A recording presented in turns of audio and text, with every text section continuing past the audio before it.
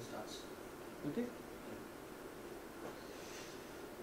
So, Felix, let me thank you first for accepting our invitation for the lecture.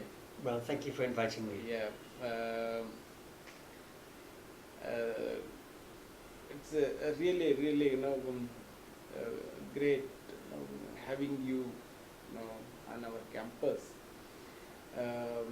We have very vibrant student community here. Yes. And teaching community, and I'm sure that they will be enjoying your lecture today. So I'm familiar with your works. You have done so much of work on the Adivasis of Central India, particularly on their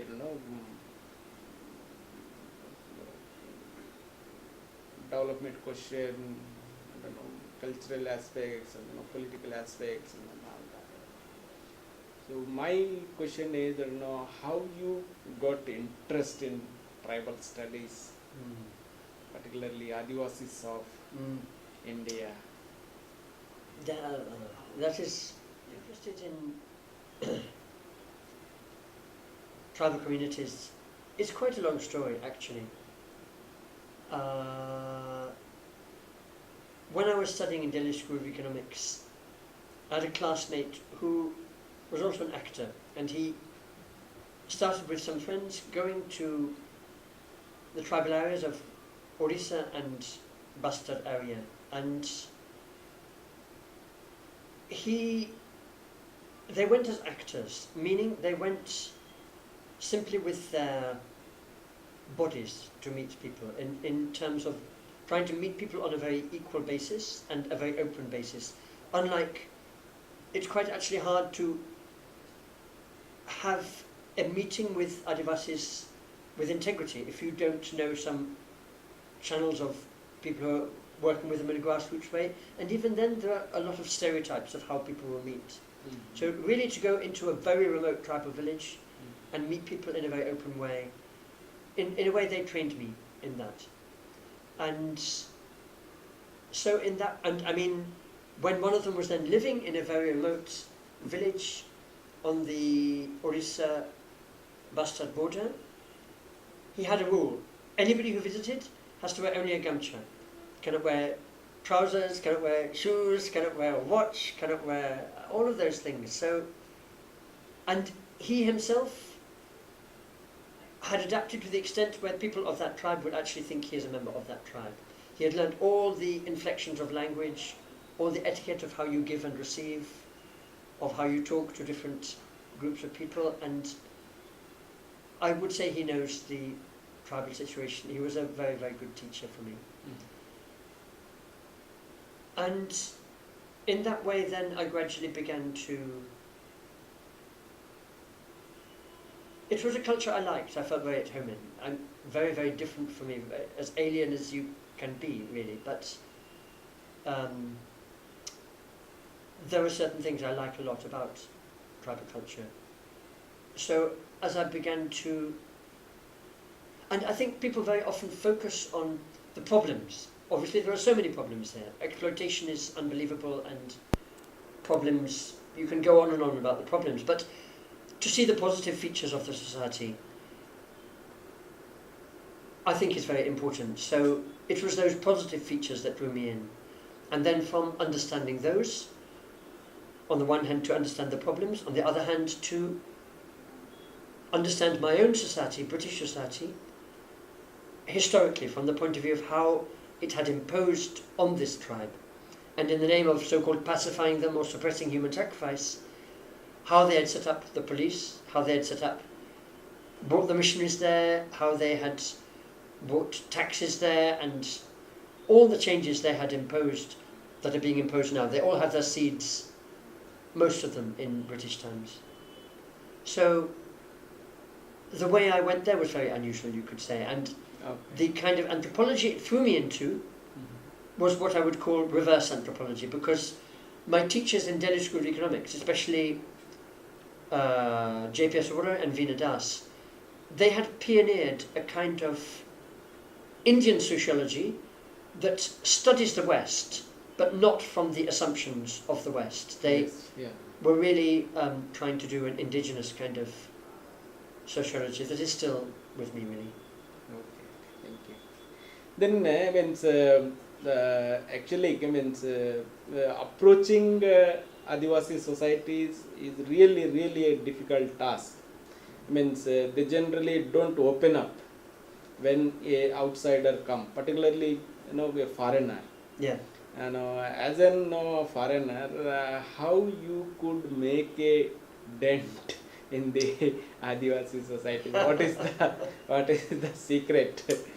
I mean, I remember when finally I did my research on the Kond tribe in Orissa, but I was thinking early on about the Bhangya, meaning the tribe who live among the Gonds in the what's now Chhattisgarh, Madhya Pradesh border area. And I remember when I first went to a remote Bhangya village near to Amarkantak, and in the evening sitting with them around a fire, and I said, I would love to come to your community and learn about you and maybe spend a year here.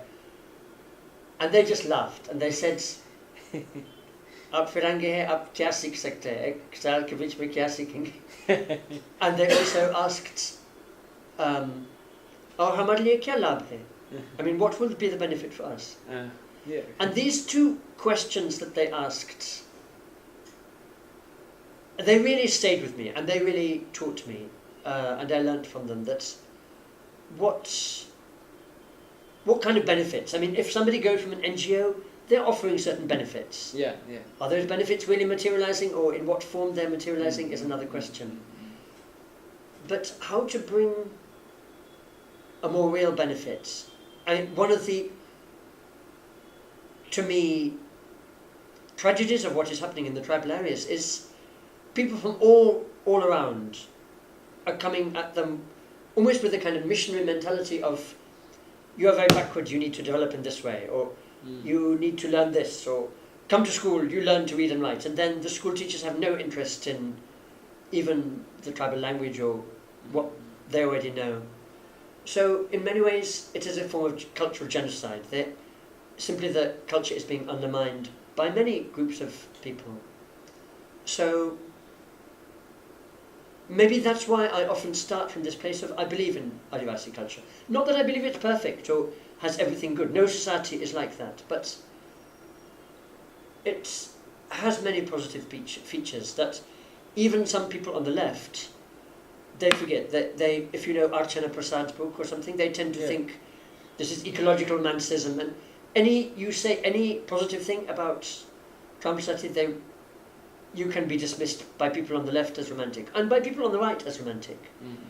And one is not romanticizing, but one is saying the tribal cultures, they really have adapted. They have an economy that is fitted to the ecology.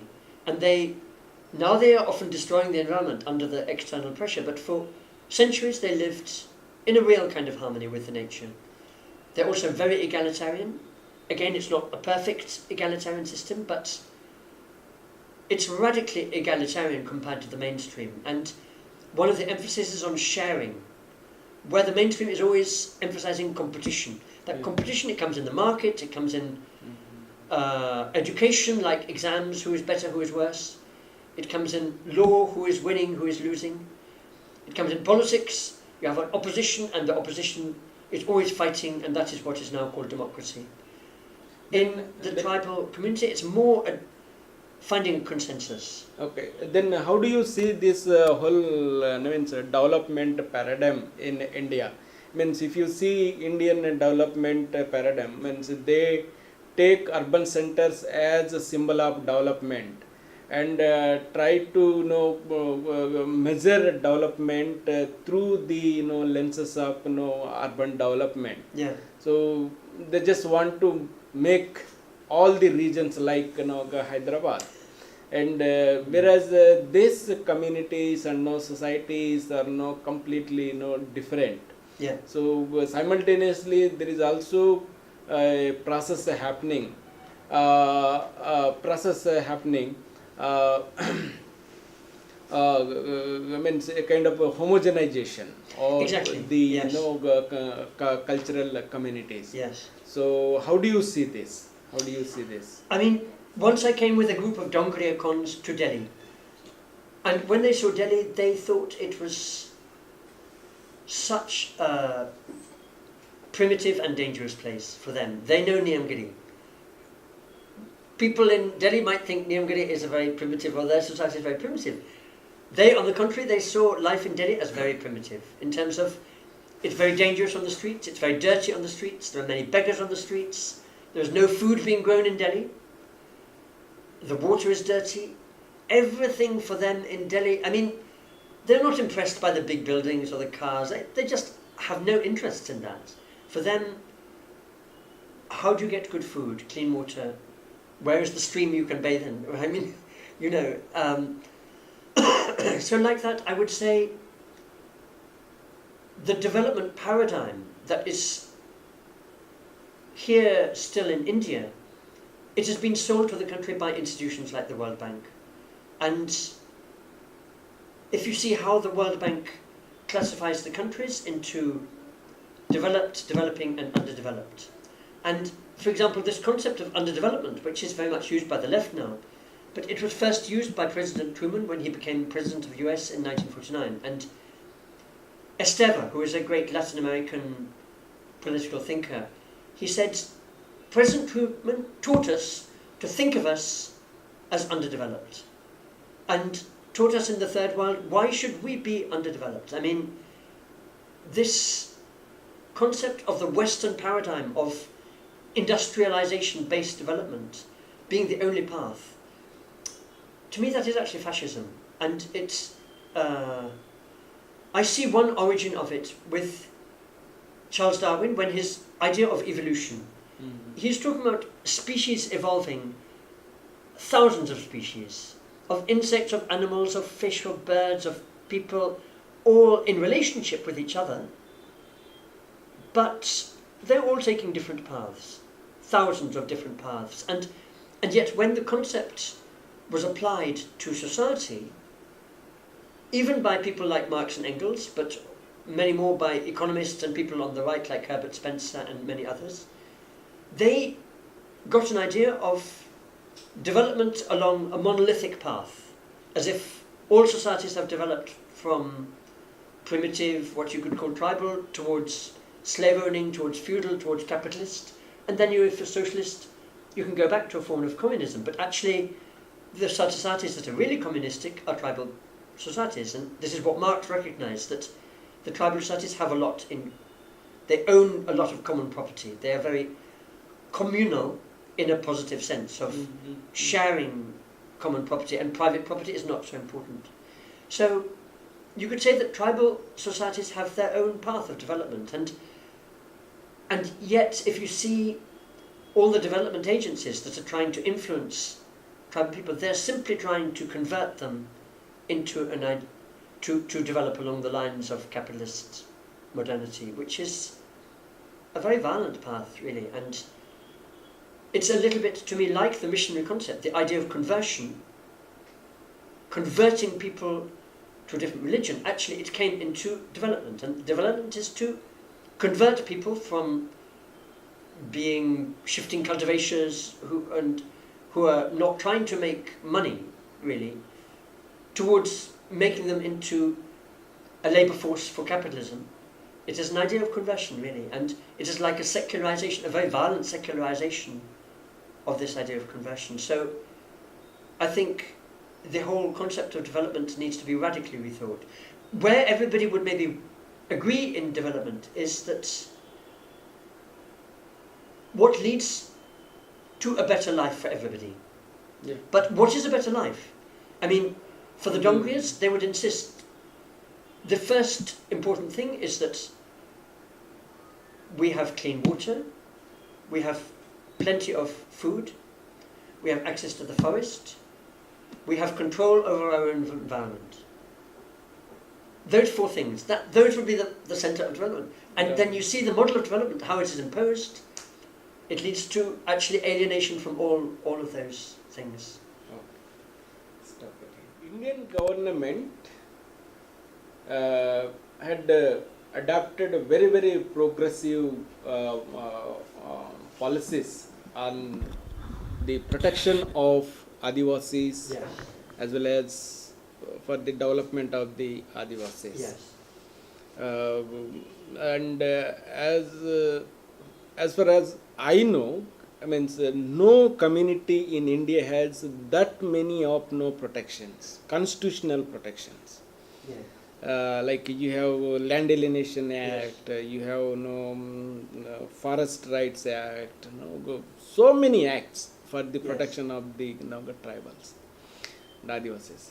But despite all these protection acts, there is so much of eviction of the Adivasis from their habitats. Yes. There is so much of violence in Yes. the tribal societies. There is so much of unrest in the Adivasi societies. Why is this? Why is it happening? What would be the reason?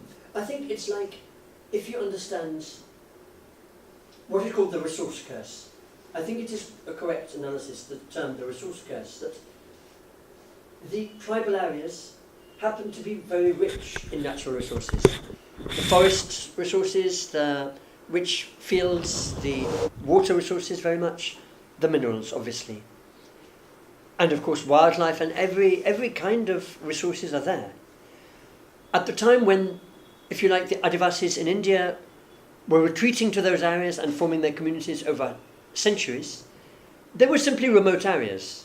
But now they are understood as resource areas. So every kind of exploiter is coming to the area. And if you see under British rule what started, how the alienation of the tribal land started, one form of it, for example, was through the liquor sellers and the castes that make liquor, because when the British taxed the making of liquor, then tribal people are not even allowed to make it for themselves, they have to buy it. And this is known as one of the biggest forms of land alienation. So, for example, in Orissa, as you say, almost no country has better constitutional rights and better laws than India. But the application is far from ideal. And if you look in Orissa, for example, it has 1956 OSATIP, the Orissa Scheduled Areas Protection of Removable Property Act. It's the act that is supposed to forbid the alienation of tribal land, as in the 5th schedule. But what really happens, of course, there are many, many loopholes and many ways around it in practice.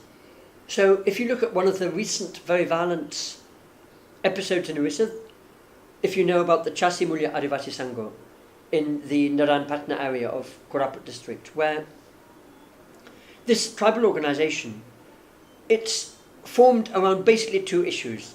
One would be closing the illegal liquor shops, and the other would be getting back the land alienated, Adivasi land that has been alienated to, especially the liquor sellers, who is a caste called the Sundis. Mm-hmm. This should have been an issue on which the government would support them, because it is there in OSATIP, it's there in the Constitution, it is there in the law. They were simply asking for the application of the law. Instead, the government completely ignores them. You hardly ever find the government closing the liquor shops, and that's because the power of the liquor mafia. So instead the Maoists support them.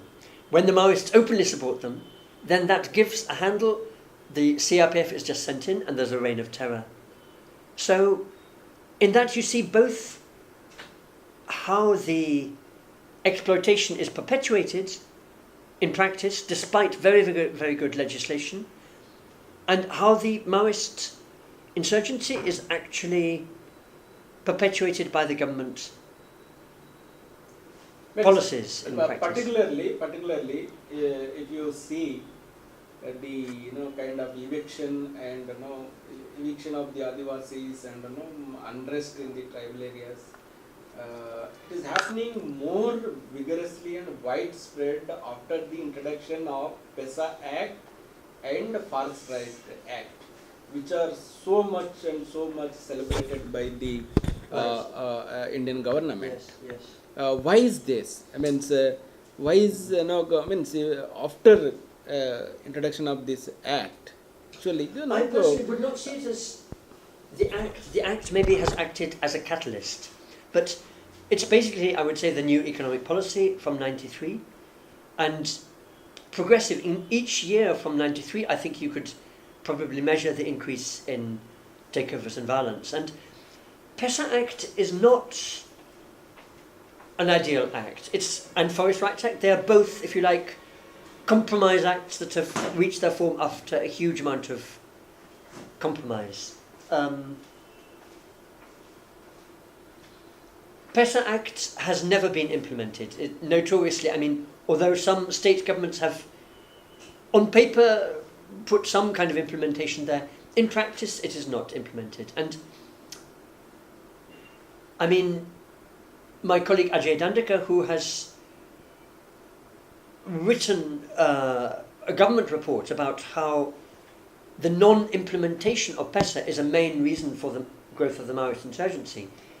But he is quite, I mean, it's very, he says it's very difficult to implement PESA now, because if you look at the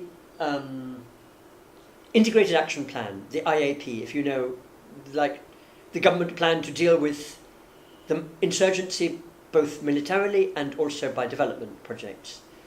And in the beginning, any Maoist affected district getting central funds would be dependent on implementing PESA. But then that was quietly dropped. And so now every Maoist affected district gets 30 crores. And how they spend that 30 crores on so-called development projects and so on. Some of it may be spent well, but actually it is an inducement for being Maoist affected.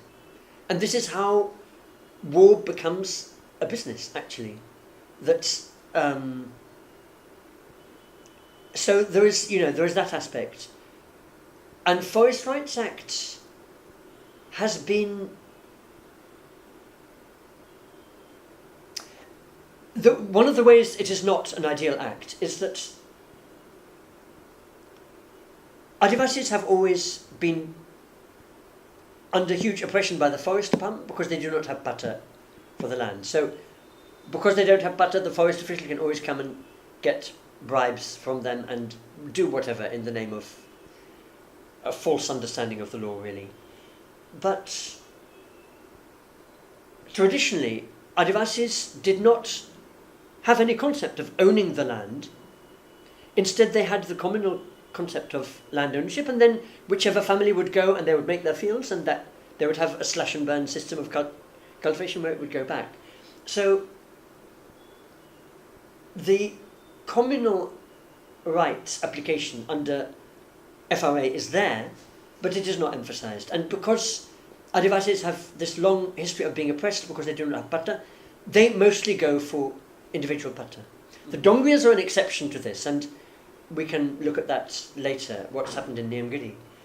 But this, if you look at the beginning of British rule in India, the permanent settlement in the 1780s, 90s, and then the British were trying to sell the notion of private property. Yeah. You could say the Forest Rights Act is the culmination. It is selling in all the forest areas the notion of private property, actually. Mm-hmm. But at the moment, many projects, what from the Adivasi point of view could be seen as very destructive projects, like big dams, like Polavaram, and huge mining projects, they're being held up by FRA because the people have not yet got their forest rights. So it's like a stopgap for me. It's at the moment it is one of the few acts that can be used to delay or stop any project. But in the long term, it may completely destroy the cultures it is supposed to be saving. I mean, so how is it stopping the state? Well, with Polavaram, I have not followed Polavaram closely, but yeah, I have seen in Polavaram, these contractors very cleverly, they manage the Gram Sabhas members and got the resolutions passed. Wow, I can believe. Because earlier in the Adivasi societies there were participatory democracy, Exactly. in which all the members of the villagers take part in the decision making, Exactly. including children, women, Yes. age-old people, all Yeah. sections of the people participate in the village decision, and the whole village will decide the fate of the village resources and the land. Yes. But now, after the PESA was introduced, you have some selected 7-8 members in the village sabha, and if you can manage this 5-6 people of the village sabha, you can get a hold in the village easily. You can buy the village land and resources. So that is how means the contractors, through bribe and other means, by force also, they managed to get the village sabha resolution, and now they are constructing dams, and so Yeah, no, I think you're quite right. This is also a fault within PESA, because what is a Gram Sabha actually? And if you're looking at the Gram Panchayat elections, there is as much corruption there as there is at the national level elections. yeah. But when you're saying the 5 or 6 most influential people, I don't know whether they are like that elected, or whether they are just have in some more informal way they have become the influential people. But that manipulation from outside, how it can happen, is really very strong. I mean, in the Niyamgiri case, it's like an exception that is very inspiring, if you like, because their Gram Sabha seems to have been organised more informally, or it's simply by the voters. And I would also commend the OSC government. At least they have carried it out in a way that has shown a democratic result, because we all knew that Dongri were against the mining, but the overwhelming voting really shows that very strongly. So yes, I mean, PESA has not been implemented really, and how it would be implemented, there are certain things that are very vague in it, so that ambiguity is a loophole which can always be manipulated. So I think I would put the blame more on the economic policy, or the opening up to give corporations and money more power. But as part of that process, some of the acts that have been passed, for example, the PESA, FRA, and other, I mean, for example, if they pass a land acquisition and R&R Act, that will be inevitably probably a great compromise. And yeah, that's what my argument is also. Means this 5th schedule areas are now considered to be excluded, partially excluded areas from the state legislation and Yes. Intervention. But I don't see, I mean, the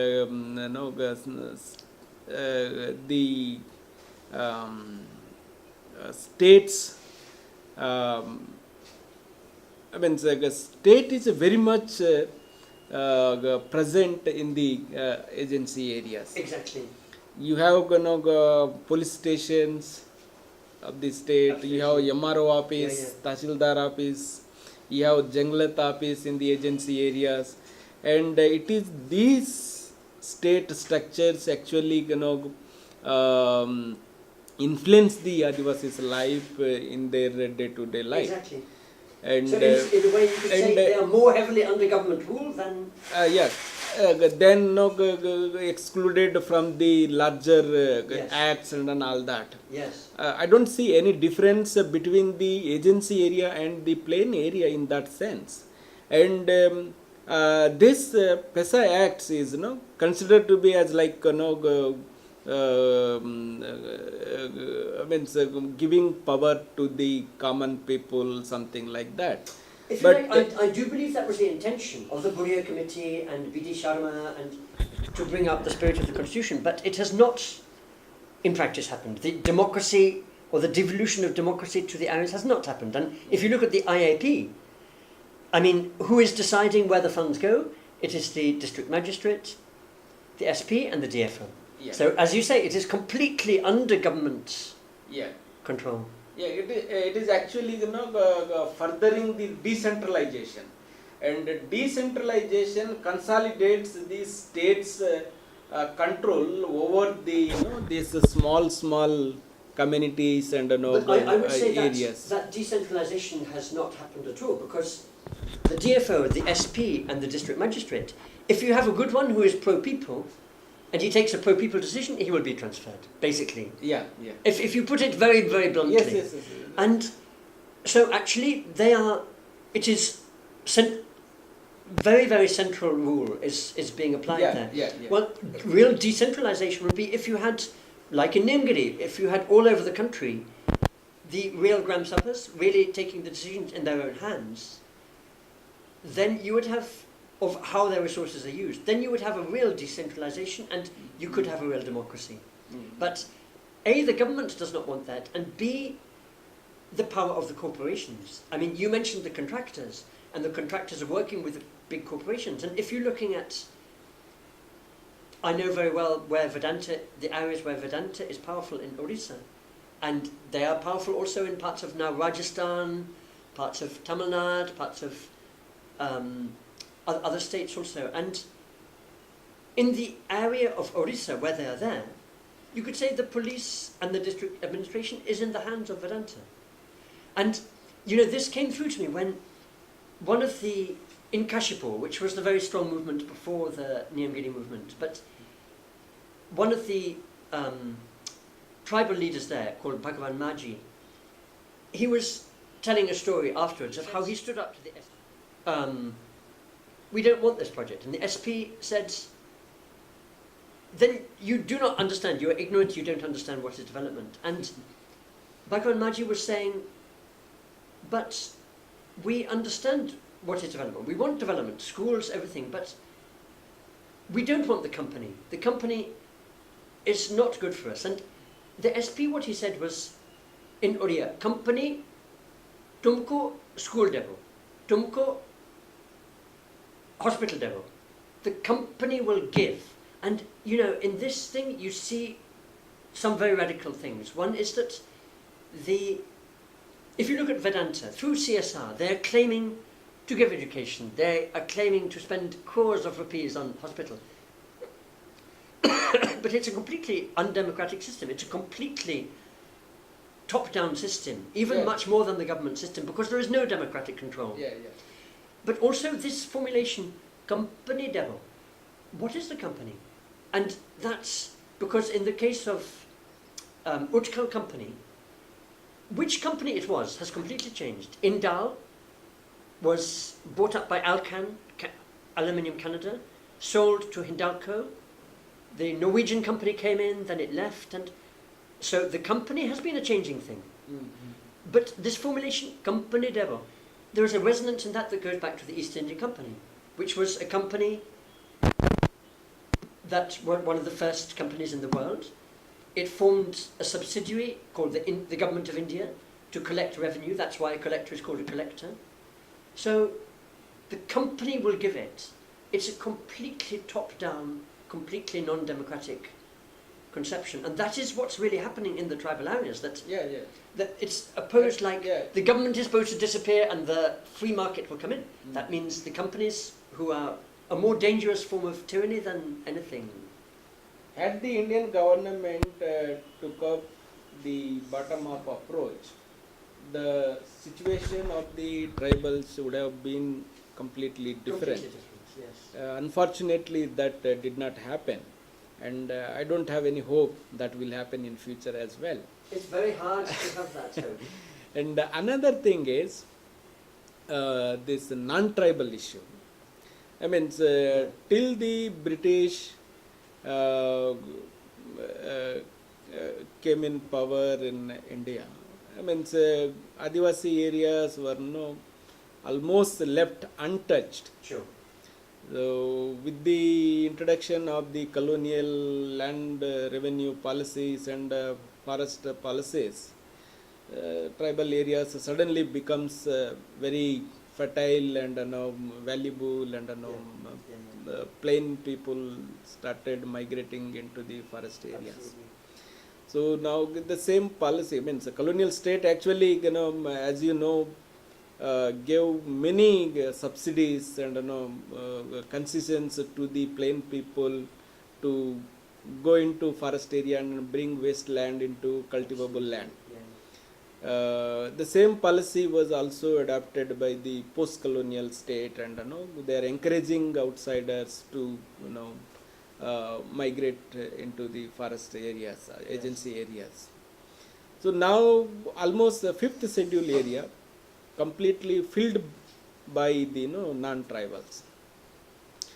In this situation, how we can protect Adivasis rights? Say Adivasis land right, Adivasis cultural rights, Adivasis autonomy rights, Adivasis forest rights.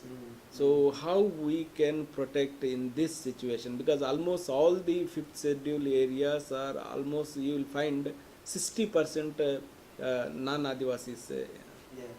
So day by day it is increasing rather. It's a very, very... and these people are now becoming detrimental to Adivasis development in many issues, many.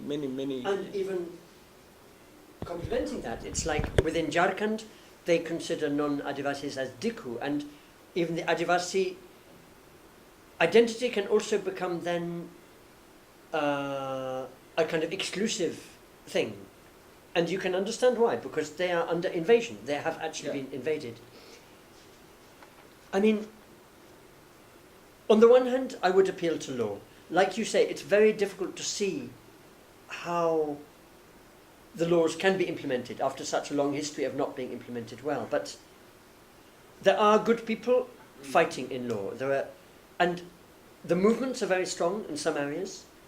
When those movements are supported by good people in the law, you know, like the Niyamgiri case, I take a lot of hope from that, from some of the other movements too.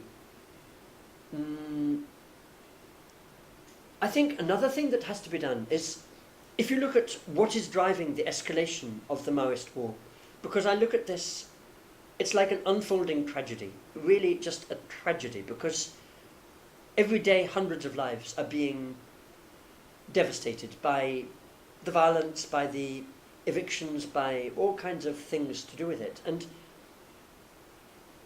it's very easy to understand. The Maoists have a very strong ideology of class war. They are pointing out the exploitation. But what is really driving the war, I would say, is the violence from the other side.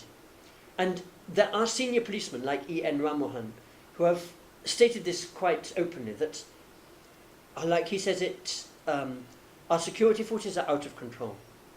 This is so true, that the violence by the security forces, if they go to a tribal village and they rape, they torture, they burn, or the militias, the SPOs, the SPO system, that system is a recipe for civil war. And the first Supreme Court judgment was very enlightened. It actually said that pretty much. But then when it said it only applied to Chhattisgarh, we were back to a kind of madness now, that in Chhattisgarh anyway, they've just changed the name of Salwa Judum and they're still the same system. Meanwhile, Orissa and other states have quite consciously copied the Chhattisgarh model. So you have the Chhattisgarh model everywhere, and you have SPOs being inducted to fight their own communities of tribal people. You have tribal people then motivated to join the Maoists because they have experienced those atrocities and they will want revenge. Why should they not want that? Because they cannot get justice. I mean, if you had the rule of law that if a man in uniform commits any atrocity, he can be brought to law, then the whole system would be stopped. But while you have, and that's why in Manipur you have people there, they say the Armed Forces Special Powers Act should be taken away. But here in central India, it is not even that. It's simply impossible to bring to justice the people in uniform. If they are made subject to the rule of law, I mean, apply the rule of law and already then you have the whole system being... In a recent outlook, you must have seen this, Ramchandra Guha saying that like Naxalism became a kind of obstacle for the tribals development. Now the Naxalites are blasting schools, roads, telephone exchange, power grids, electric power grids, and all that. Then how can we develop the Adivasi areas? So how do you see this? Actually, I have not seen this article of Ram Guha. But I think the trouble is... March, I think March, last March. Right. I happened to miss that article. But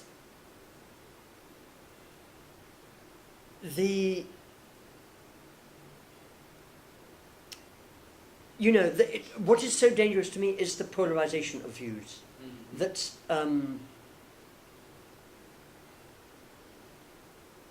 I remember one dam expert saying in the early years, the Naxalites actually sent a message to somebody the engineers building a dam in Andhra Pradesh, that we are not against development, we are not against building dams. So now, I would say strategically they are against that when they see the whole development plan is building bigger roads, which means also military access is much easier, and the mining projects, it is taking over the land. Of course, strategically they oppose that, but to me, the leadership of the Maoists has not developed in a very open and democratic way, to put it in words like that. That by using the term Maoist, just like if we use the term Gandhian, it's like, why do you make one man, why do you make that one man into an ism? And if you look at Mao, he achieved some massive things, but he also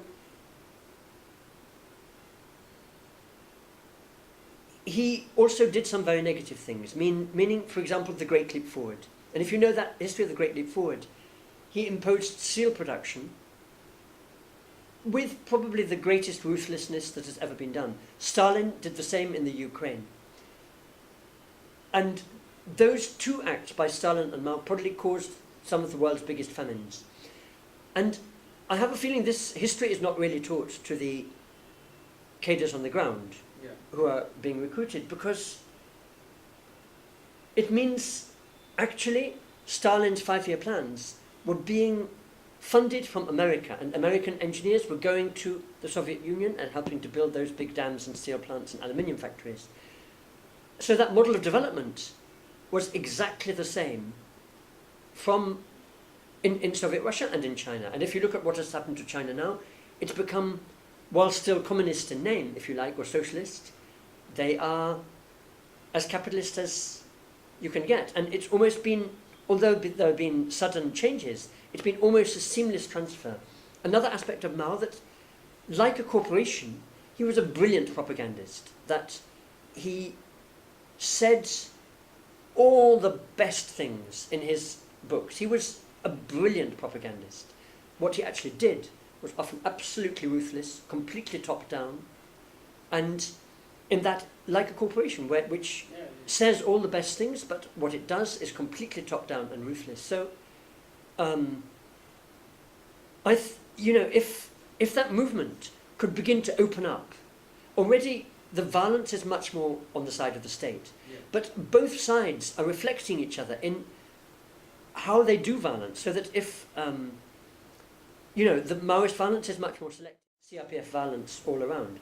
When they killed Sarasvati in Kandmahal, they certainly gave a kind of justification that then allowed the VHP to do massive violence. So both sides also believe in a sacrifice of life, where to achieve long-term aims, they do not mind how many people are sacrificed. And every person who dies, whether he's a CRPF Jawan or whether he's a Maoist cadre, they make him out as a martyr.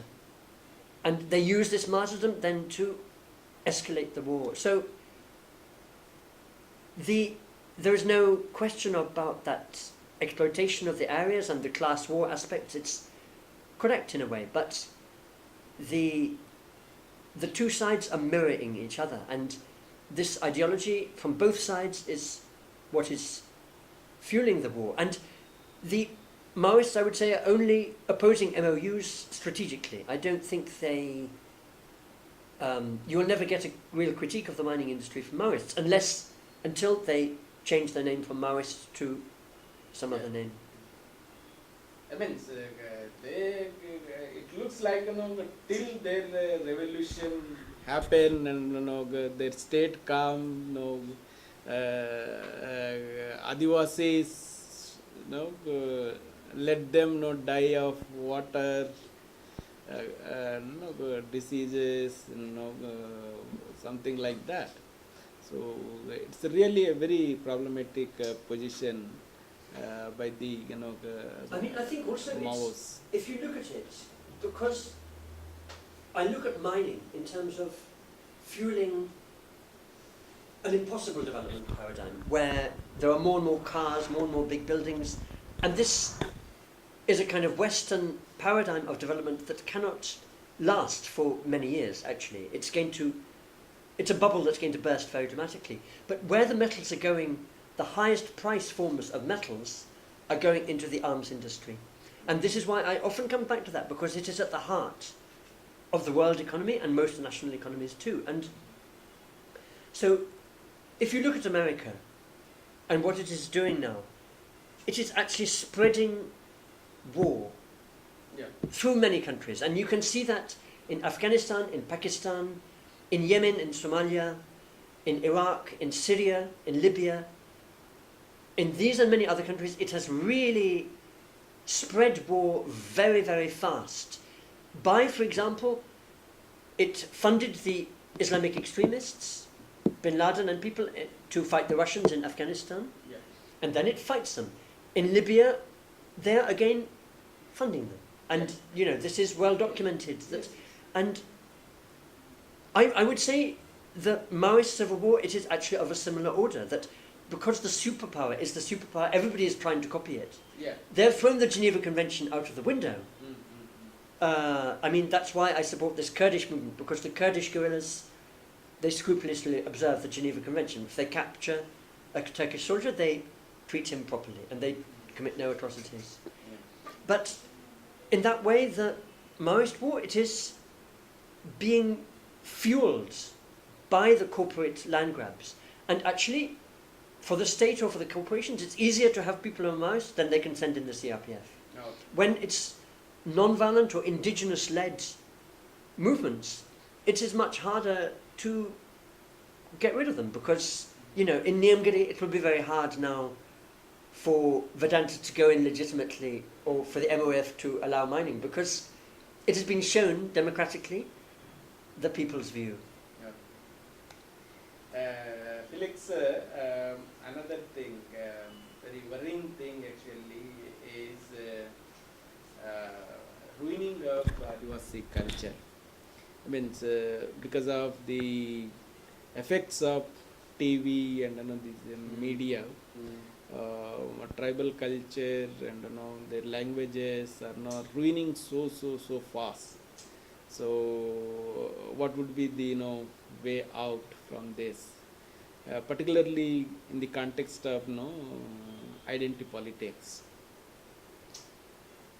It's such a tough question, that, because having known the tribal areas now for more than 30 years, to see the changes there, it's like witnessing a slow motion tragedy. And as you say, the changes are happening very fast. Because when I used to walk without fear in the remotest regions of Andhra Pradesh and Orissa 30 years ago, now you couldn't think of that. Or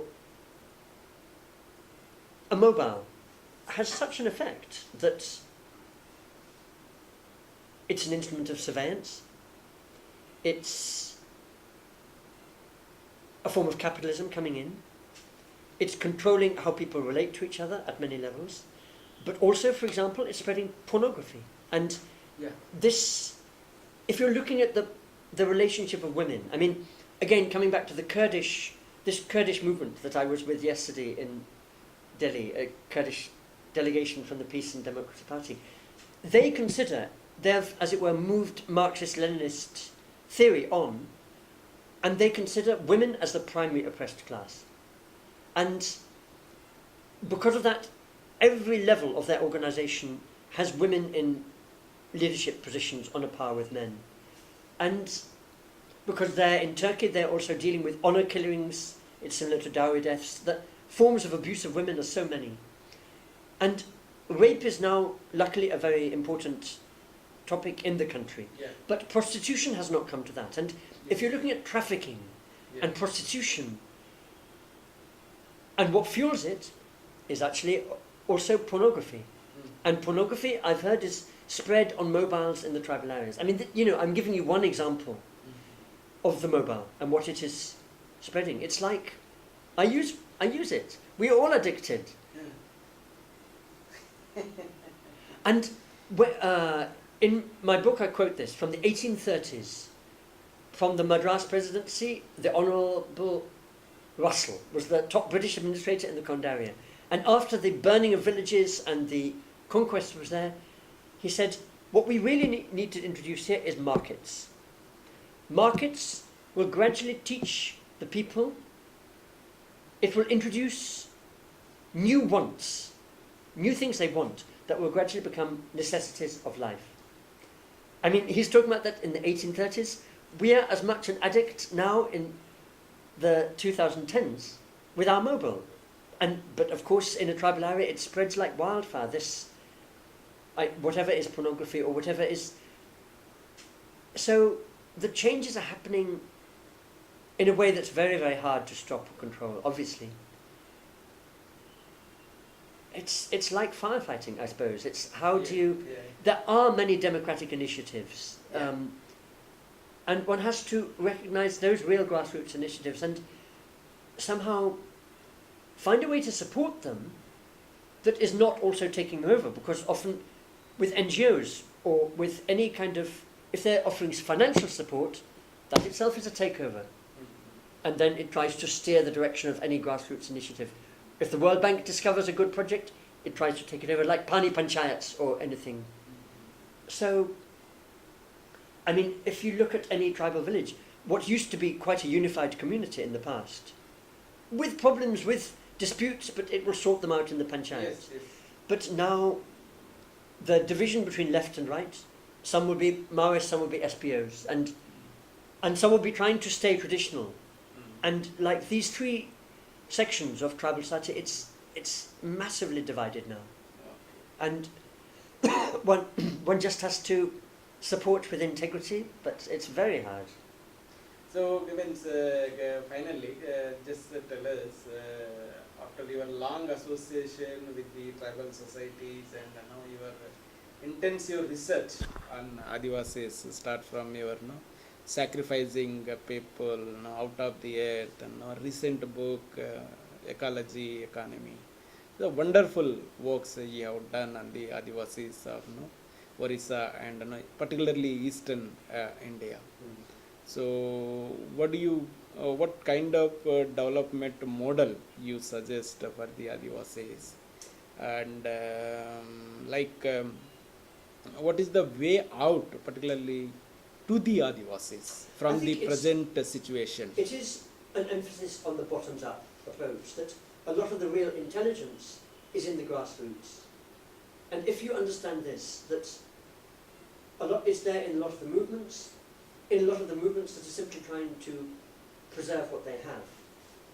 So, democratization and this emphasis on, if you like, food security, water security, that the basics of life should be, they have, people should everywhere have enough. And apart from that, to survive. I mean, I'm afraid in the modern world, the forms of destruction are getting ever more violent, really. And if you're looking at some of those people who are called the most primitive, like the Andaman Islanders, when the tsunami came, they retreated, they had the understanding to retreat in advance to the highest parts. They know how to survive. While us highly educated people, often we haven't a clue, actually. So I think these systems of knowing how to survive, how to exist with nature without destroying it, how to organize society in a small-scale way, it will survive, actually, despite all the huge forces against it.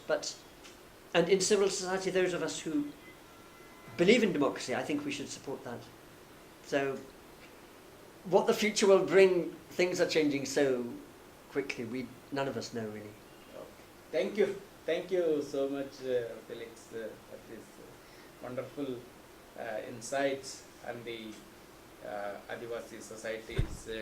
You have thrown light on various range of things related to Adivasi societies, particularly development issues, and what is the problem with the Indian government's tribal policy, particularly, and the problem with particularly with the development model, cultural aspects, and all that. So thank you. Thank you so much. Thank you.